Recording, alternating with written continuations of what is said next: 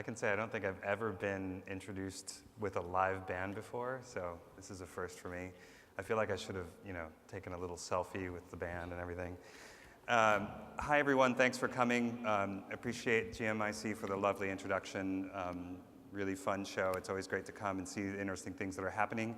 I'm going to do a quick check because I'm curious. How many people out here know App Annie? A couple people. How many people here use App Annie? Okay. Well, now all of you should use App Annie. I'll do the really quick, and I'll try not to spend too much time on it. And I think my clicker's working, or maybe it's not. I think I need to have my clicker checked. There we go. There's a quick overview, and maybe I'll just tell next slide because the clicker doesn't seem to be working. So if you could, there you go. Anyway, a very quick thing about us. We are App Annie. We're 280 people almost now. This is, we've had a bunch of hires recently across 10 different countries. We really focus in on providing great market data and analytics for the mobile app ecosystem. That can include financial professionals, app publishers. We have a lot of journalists who use our product. Really, pretty much everyone. We've been excited to see the growth in the app market. We've been doing it for about 4 years now. We're venture funded. I'll try not to spend too much time on this. This is our lovely slide that talks a little bit about some of our customers. There are a lot of people using App Annie. We have over 320,000 users using our store stats, over 65,000 users using our analytics product now, and of the top 15 by revenue app publishers, 13 of them are our customers. We have 3 products. You can go in and check some of these out yourselves. Our analytics product, if you're an app publisher, is free. Think of it as a unified dashboard. Our store stats product, we track over 5.9 million apps across 6 different app stores. Again, I encourage you to start a free account for yourself if you haven't at appannie.com. And our intelligence product, which is our premium product, which allows you to see estimates of revenues and downloads for over 400,000 apps. So I'll very quickly kind of point you to this page, and we'll get on to the stuff that you probably really came here for. So one of the things that we've been doing that's been really exciting is looking at the app ecosystem as a whole. We get a lot of data that allows us to kind of see what's going on. One of the first things that people tend to want to know is how Apple is doing versus how Google is doing. That's been an interesting trend we've been tracking over time. The most recent of which is in our last Q3 index. We do these indexes every quarter. Google has been about 60% higher from a download perspective. A lot of that growth, and we'll go into a little bit later, has come from the emerging markets, a lot of the BRIC countries. The flip side of that is on the iOS side. We've actually seen that iOS monetizes at about 60% higher than Android. So very high monetization rate on the iPhone, on the iPad apps. They're able to make a lot of money out of their users. So there's kind of a balance between the two where we see a lot of gains from a download perspective and breadth on the Google side, and on the Apple side, we're seeing a really high monetization rate. So that's a really interesting trend. We're going to try and keep looking at that and over time see what happens as the markets grow, and especially the emerging markets. So a little bit about the countries.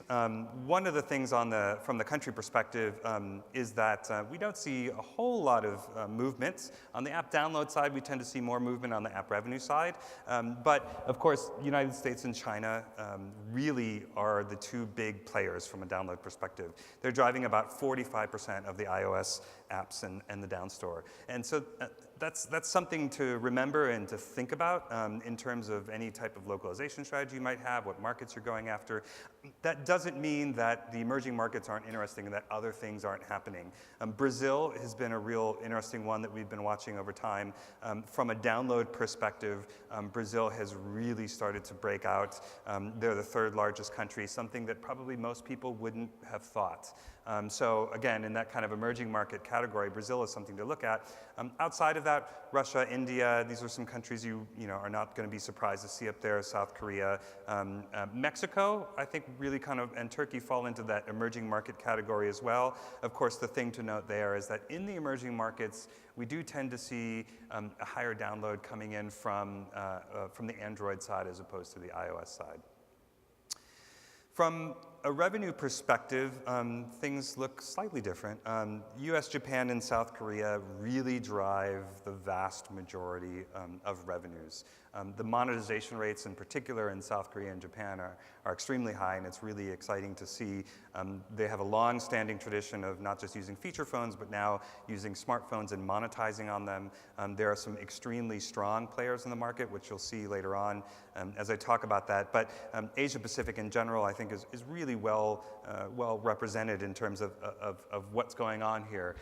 But things to note, of course, as I mentioned before, on the iOS side, the monetization rates do tend to be higher. So it'll be interesting to see how that plays out and what types of strategies publishers are going to need to take, because the strategy you need to take in a Brazil or in a Turkey or in India may need to be very different from the strategy you would take in a South Korea or Japan or the US. So how are the markets shifting on the iOS side of things? You know, we had a very fast iPhone rollout recently, the iPhone 6, the iPhone 6 Plus. We don't see a whole lot of change. These are our October numbers. They're not the full year numbers. Our full year retrospective we put out in January. But looking October of last year in terms of to October of this year, from a download perspective, not a whole lot of things are happening there. I think from the rank by revenue perspective, it becomes a little bit more interesting. Of course, China moving into the top 3. We know that they're a powerhouse, and we see monetization holding on the iOS side for China. And then in addition, seeing Taiwan move into the top 10 really was an interesting thing to note for October. From the Google Play side of things, things look a little bit different. There's a lot more arrows on there. There is a lot of movement in the emerging markets, certainly with the announcement of things like Google had mentioned their $100 smartphone that they are rolling out. That really is going to hopefully drive a lot of downloads, well, drive a lot of smartphone adoption really in a lot of those emerging markets. And so as a reflection of that, we start to see definitely a lot more movement in there. As I mentioned before, Brazil being a big player, when you look at Google Play alone, Brazil is in the top 2. On the revenue side of things, United States moving into the top 2 is important. Japan and South Korea are very Android focused for, I think, some obvious reasons, with some of the smartphone makers being established out of there. And to see the United States move up was really neat for us. Of course, monetization on the Google Play side is an important thing as they try and figure out how to make publishers successful. So what does this all mean? Some of the quick highlights. I think I talked about some of this, and I'm sorry I'm blowing through this so fast, but we have a lot of good slides and I'm trying to get through the content. Japan and US, you want to launch both on the iOS and the Google Play Store. There's certainly monetization in both of those stores for you to have. China's really interesting on the iOS side. On the Android side, it's a little bit different. We don't even track it. There are a ton of different app stores. Xiaomi's got one, Tencent, Baidu. They all have these app stores. So it's a little bit of a Wild West out there still. We're actually ourselves thinking about what's going to happen and waiting to sort of see what the top 5 become. But on the Android side, that's really an interesting and kind of crazy space. South Korea, focus on Google Play. That's really where most of the money is being made in the smartphone market. In terms of emerging markets, I always say the BRICS, the mints. I just like saying BRICS and mints, I think. But Brazil, Russia, India, China, mints, Malaysia, Indonesia, Nigeria, Thailand, Mexico actually should be in there. Those are all markets that you want to think about. But the thing to remember is the growth there hasn't been on the monetization side yet. It's really been on the download side. So from a category trend, sorry if I'm speaking fast, but I'll be available afterwards and I can chat. From a category trend on the iOS App Store, there's a couple things that we've been seeing. Messaging apps certainly have been driving a lot of the downloads. Obviously, Facebook Messenger being separated from Facebook had a healthy amount to do with that. The most obvious thing you'll see here is games is number 1 in both. We absolutely 100% see that games drives the most downloads, and actually from a revenue perspective, probably over 90%, certainly on the Google Play side, of the revenues that are being driven by games. So it's a category that to this day still dominates. So if you are a game maker and you can do well, more power to you. There's a lot of money being made there. Out of the games areas, some of the other things to think about on the revenue side, education, in particular paid apps on the education side in Apple, on Apple's iOS store are doing quite well. When we think about Google Play, it's a little bit of a different thing. Games, of course, still being #1, so that part hasn't changed. But photo editing, collage apps, those are things that are really holding strong and moving up. I suspect selfies, as I so appropriately talked about before, are probably a big part of that. I don't know many people who have cameras anymore. I certainly don't know, well, except for the lady right here. I certainly don't know many people who are carrying even the little, pocket cameras that we used to carry around. Most people are just using their cell phones. I know I take snapshots of my son probably every hour with my cell phone. I have a newborn. So anyway, the photo editing is probably no surprise there. From a revenue perspective, music and audio are big. Pandora is doing extremely well, as are a lot of the Smule apps. Just a quick category, wrap-up games, of course, being the big area. We talk about that quite a bit. Social networking. Social networking is really interesting, and we'll get into it a little bit more later, not just from the iOS standpoint, but also we sort of think of social messaging as platforms. So when you think of Line, when you think of WeChat, Kakao, all these players, they're not just social messaging. You can actually write games to the platform.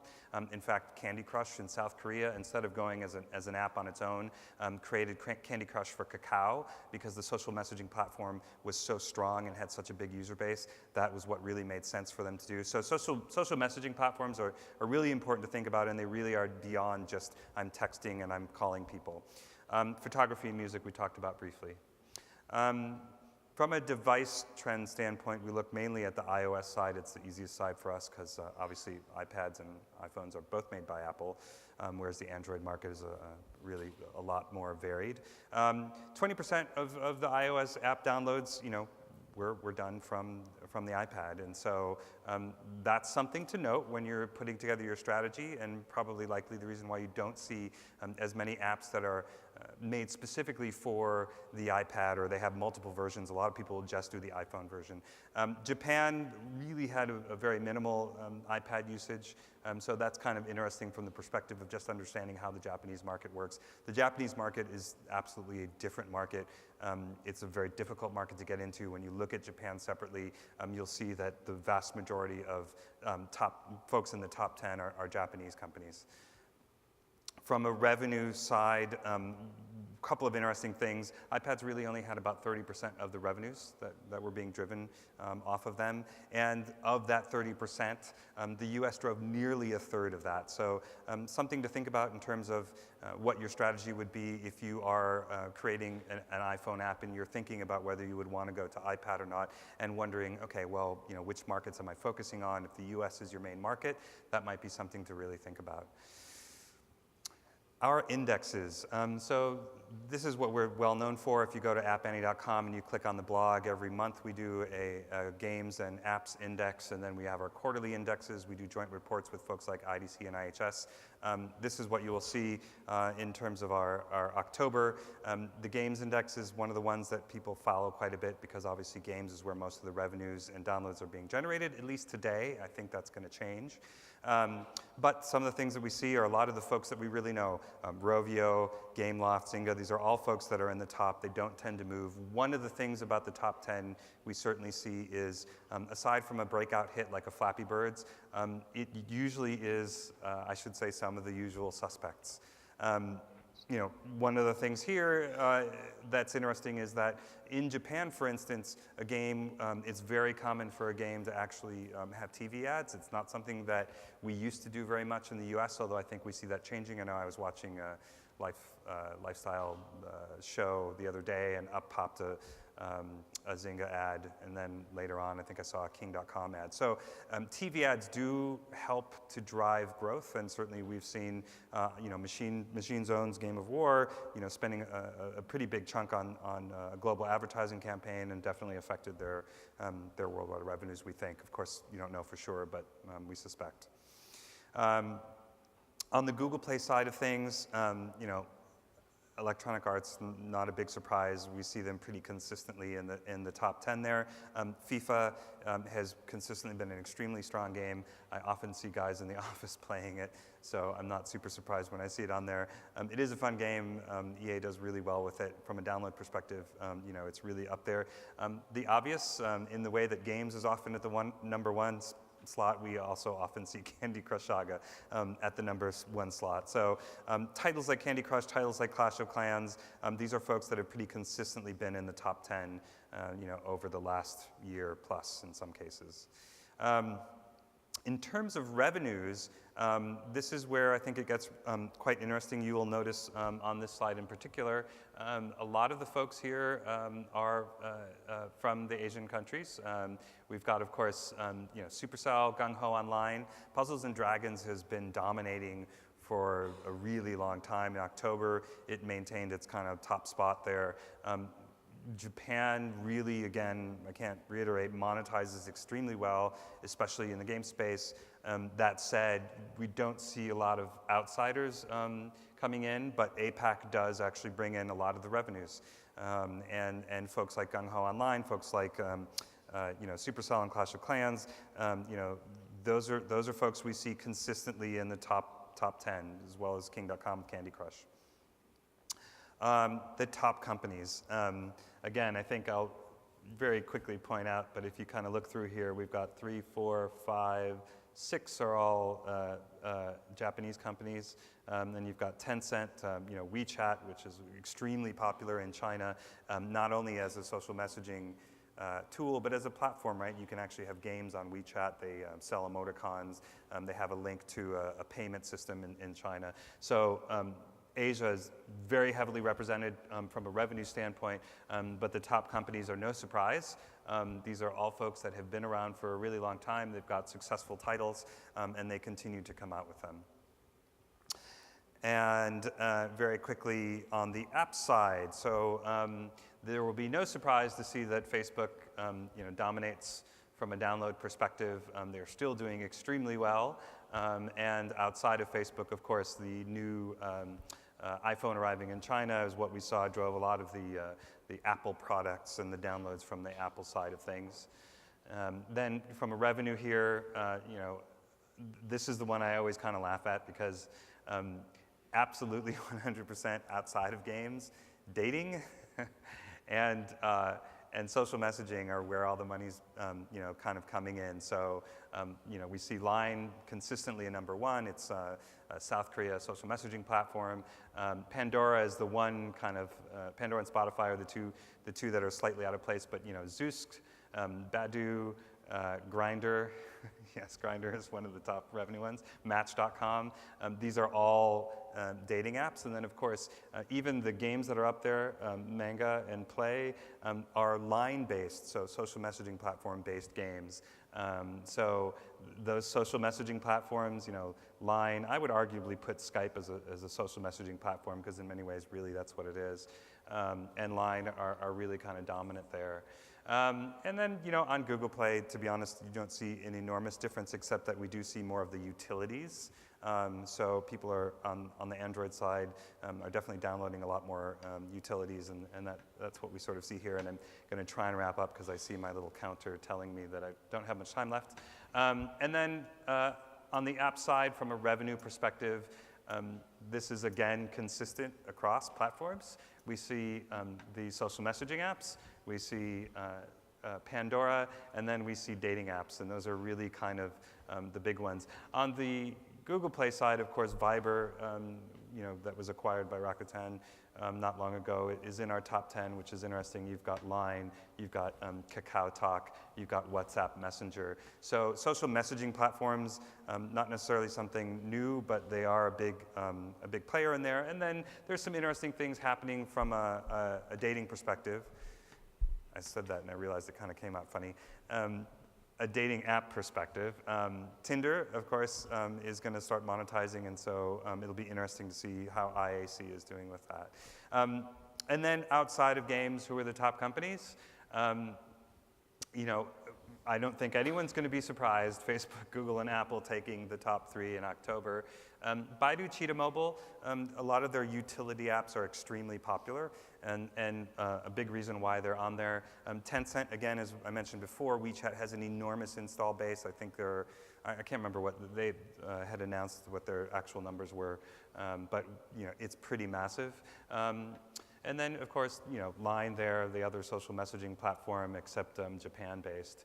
And then in terms of revenues, we see Line on the bottom there, but in terms of revenues, they're on the top. So Line is a Japanese social messaging platform. It's extremely popular. It monetizes extremely well. And when I say platform, I mean platform because, again, there are games that you can do on there. There's emoticons that you can buy on there. They've got links into e-commerce, so you can actually buy physical goods. And then the other assortment being pretty consistent, which is music and dating, IAC with the dating, Zoosk also in the dating category. Music, you've got Smule, you've got Spotify and Pandora, so they really tend to dominate the revenues from that perspective, and that's what we've seen in October. And with that, I'll wrap it up, and I'll thank you for your time, and I will welcome the next speaker on.